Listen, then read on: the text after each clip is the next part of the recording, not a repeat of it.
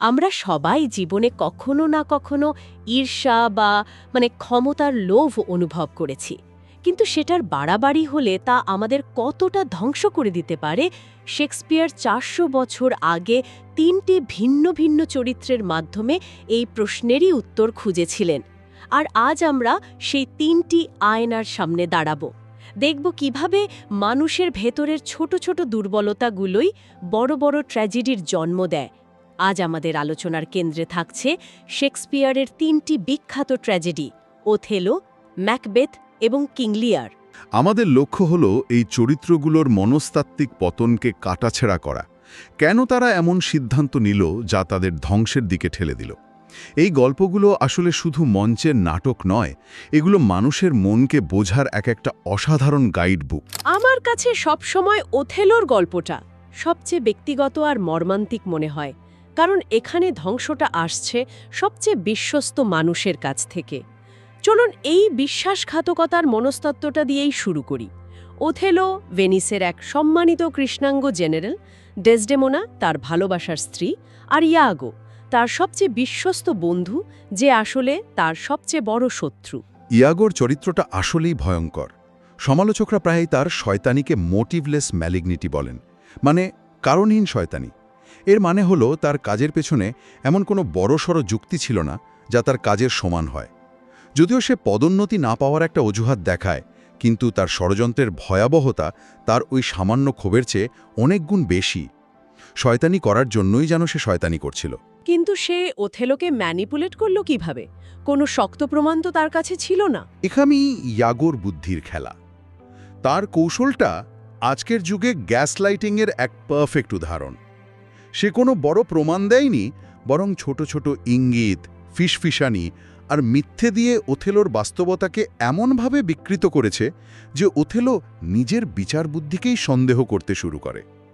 সে সরাসরি ডেসডিমোনার বিরুদ্ধে কিছু বলেনি, বরং এমন ভাব করেছে যেন সে ওথেলোর সম্মান বাঁচাতে কিছু একটা লুকাতে চাইছে। এই ভনিতার ফাঁদেই ওথেলো পা দেয়। আর এই পুরো ষড়যন্ত্রের কেন্দ্রে ছিল ছোট্ট একটা জিনিস, একটা রুমাল, ডেসডিমোনাকে দেওয়া ওথেলোর ভালোবাসার প্রথম উপহার। ভাবতেই অবাক লাগে একটা রুমাল কিভাবে এত বড় ধ্বংসের কারণ হতে পারে। কারণ ওই রুমালটা শুধু একটা কাপড়ের টুকরো ছিল না, ওটা ছিল তাদের ভালোবাসার প্রতীক। ইয়াগো খুব ভালো করেই জানত কোন জিনিসে আঘাত করলে ওথেলো সবচেয়ে বেশি দুর্বল হয়ে পড়বে। সে এমিলিয়ার মাধ্যমে রুমালটা জোগাড় করে ক্যাসিওর ঘরে রেখে দেয়। এরপর এমন একটা পরিস্থিতি তৈরি করে যাতে ওথেলো ভাবে যে ক্যাসিওর কাছে রুমালটা ডেসডেমোনাই দিয়েছে। কিন্তু একজন জেনারেল, এত যুদ্ধের অভিজ্ঞতা যার, সে এত সহজে একটা রুমালের গল্প বিশ্বাস করে ফেলল।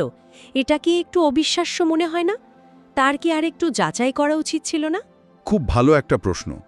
এখানেই ওথেলোর চরিত্রের আসল দুর্বলতা বা ট্র্যাজিক ফ্ল লুকিয়ে আছে। তার দুটো বড় সমস্যা ছিল। এক, সে ছিল খুব বিশ্বাসপ্রবণ।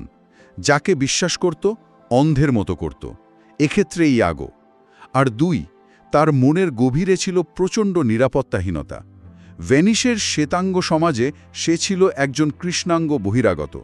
তার সবসময় মনে হতো ডেসডেমোনার মতো একজন অভিজাত সুন্দরী নারী হয়তো সত্যিই তাকে ভালোবাসার যোগ্য মনে করে না। এই নিরাপত্তাহীনতার কারণেই ইয়াগোর মিথ্যেগুলো তার কাছে সত্যি বলে মনে হতে থাকে। সে আসলে যা ভয় পেত, ইয়াগো তাকে সেটাই বিশ্বাস করিয়েছিল। এরপর তো ঈর্ষার আগুন তাকে পুরোপুরি অন্ধ করে দেয়। নাটকের শেষটা অসম্ভব মর্মান্তিক।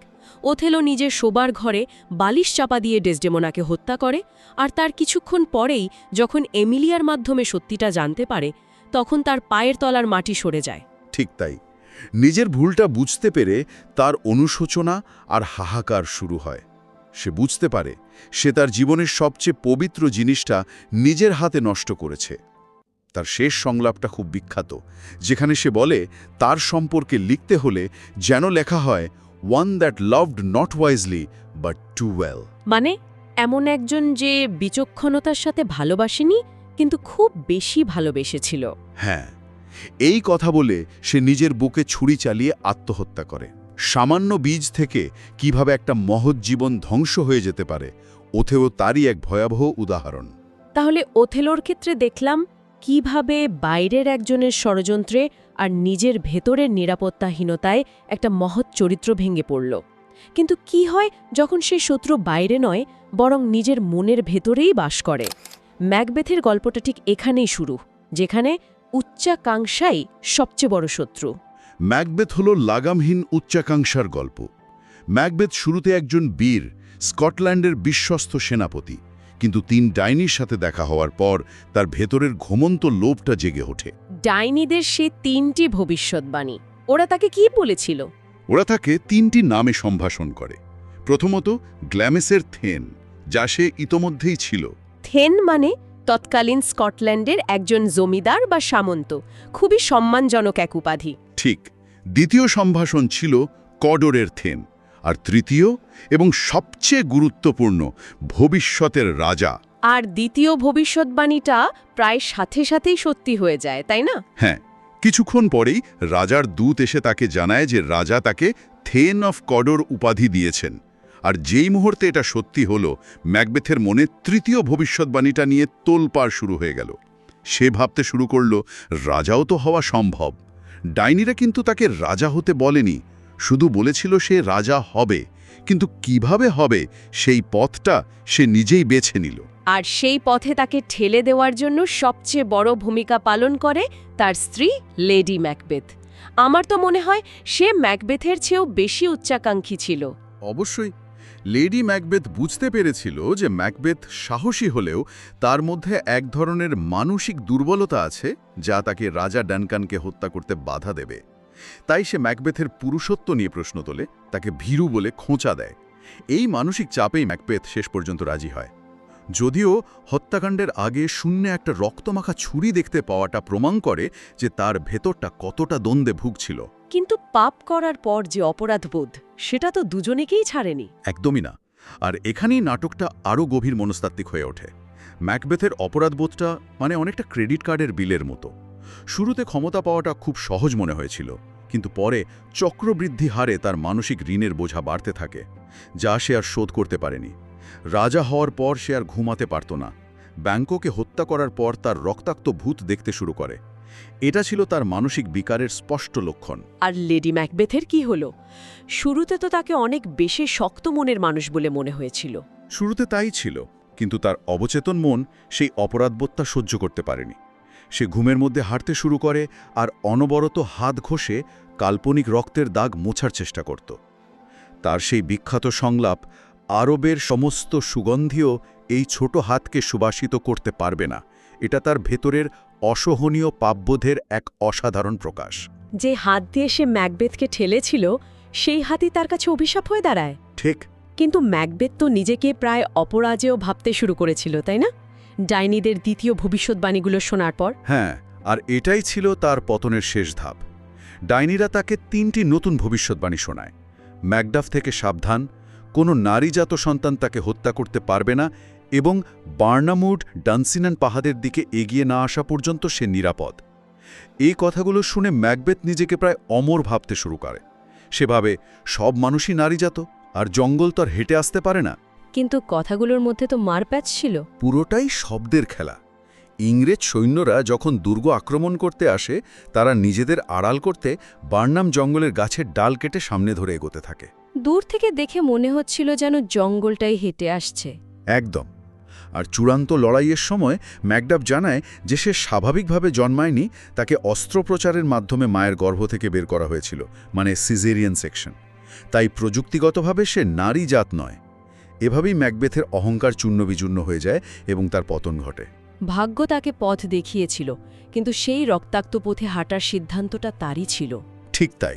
ম্যাকবেথের ক্ষমতার লোভার ভয়ঙ্কর পরিণতি থেকে এবার আমরা এমন এক ট্র্যাজেডির দিকে যাব, যা হয়তো শেক্সপিয়ারের লেখা সবচেয়ে বিষণ্ণ আর হতাশাজনক গল্প, কিং লিয়া। এখানে এক রাজা ক্ষমতা চেয়েছিল না, বরং বোকামির সাথে ক্ষমতা বিলিয়ে দিয়েছিল। কিং লিয়ার বার্ধক্যের ট্র্যাজেডি, পারিবারিক ভাঙনের ট্র্যাজেডি, আর সবচেয়ে বড় কথা, মানসিক অন্ধত্বের ট্র্যাজেডি। গল্পটা শুরু হয় এক অদ্ভুত পরীক্ষা দিয়ে। ব্রিটেনের বৃদ্ধ রাজা লিয়ার তার রাজ্য 3 মেয়ের মধ্যে ভাগ করে দেবেন, কিন্তু শর্ত হল যে তাকে সবচেয়ে বেশি ভালোবাসে বলে প্রমাণ করতে পারবে, সে সবচেয়ে বড় অংশ পাবে। এটা তো শুরুতেই একটা ভুল সিদ্ধান্ত। ভালোবাসা কি এভাবে মেপে দেওয়া যায়? একদমই না। আর এখানেই লিয়ারের প্রথম ভুল। তার বড় দুই মেয়ে গনেরিল আর রিগেন মিষ্টি মিষ্টি মিথ্যে কথা আর চাটুকারিতা দিয়ে রাজার মন জয় করে নেয় এবং রাজ্য ভাগ করে নেয়।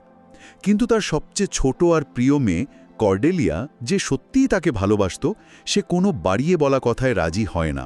সে সহজভাবে বলে সে বাবাকে ততটুকুই ভালোবাসে যতটুকু একজন মেয়ের ভালোবাসা উচিত, না কম না বেশি। আর এই সৎ উত্তরেই রাজা রেগে আগুন হয়ে যান।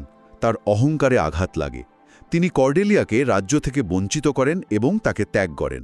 ঠিক এই মুহূর্তেই তার পতনের বীজ বোনা হয়ে যায়। আর মজার ব্যাপার হলো, এই নাটকে আরও একটি পরিবার আছে, গ্লস্টারের পরিবার, যেখানে ঠিক একই রকম ভুল হয়। হ্যাঁ, গ্লস্টারও তার অবৈধ পুত্র অ্যাডমন্ডের ষড়যন্ত্রের শিকার হয়ে তার সৎপুত্র এডগারকে ভুল বোঝে। লিয়ার আর গ্লস্টার দুজনেই সন্তান চিনতে না পারার মানসিক অন্ধত্বের শিকার। রাজ্য পাওয়ার পর লিয়ারের দুই মেয়ের আসল চেহারা বেরিয়ে আসে। তারা বাবাকে চরম অপমান করে, তার সামান্য চাওয়া পাওয়াগুলোকেও অস্বীকার করে।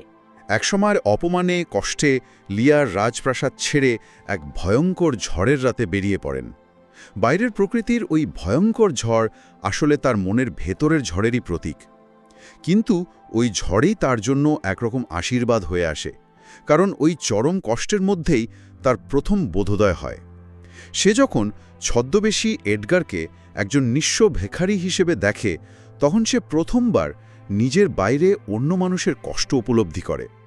সে বুঝতে পারে রাজা হিসাবে সে তার দরিদ্র প্রজাদের কথা কোনোদিন ভাবেনি। তার অহংকার ভাঙে এবং সে মানবিক হতে শুরু করে। ঠিক। এই নাটকে অন্ধত্বের থিমটা তো একসময় আক্ষরিক অর্থেও সত্যি হয়। গ্লস্টারের চোখ উপড়ে ফেলার দৃশ্যটা ভাবলেই গা শিউড়ে ওঠে। ওটা শেক্সপিয়ারের নাটকের অন্যতম ভয়াবহ দৃশ্য, কিন্তু এর একটা গভীর প্রতীকী অর্থ আছে। গ্লস্টার যখন চোখে দেখতে পেত, তখন সে মানসিকভাবে অন্ধ ছিল, সৎ ছেলেকে চিনতে পারেনি। আর যখন তার চোখ উপড়ে নেওয়া হলো, শারীরিকভাবে অন্ধ হওয়ার পরেই সে মানসিকভাবে সত্যটা দেখতে পেল। সে বুঝতে পারল এডগারই তার আসল শুভাকাঙ্ক্ষী ছিল। হ্যাঁ, এটা শারীরিক দৃষ্টি আর নৈতিক অন্তর্দৃষ্টির মধ্যে এক ভয়াবহ বৈপরীত্য তৈরি করে।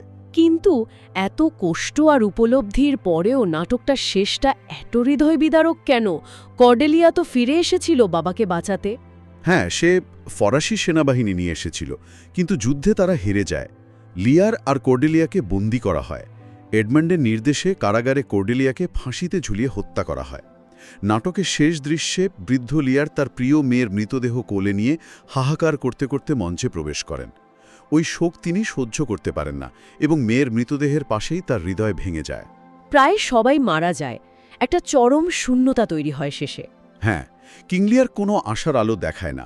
এটা দেখায় যে পৃথিবীতে অনেক সময় ন্যায় বিচার হয় না, ভালো মানুষও ভয়ঙ্কর কষ্ট পায়। নাটকটা আমাদের স্বস্তি দেয় না, বরং জীবনের কঠিন আর নিষ্ঠুর বাস্তবতা নিয়ে অস্বস্তিকর কিছু প্রশ্ন আমাদের সামনে ছুড়ে দেয়।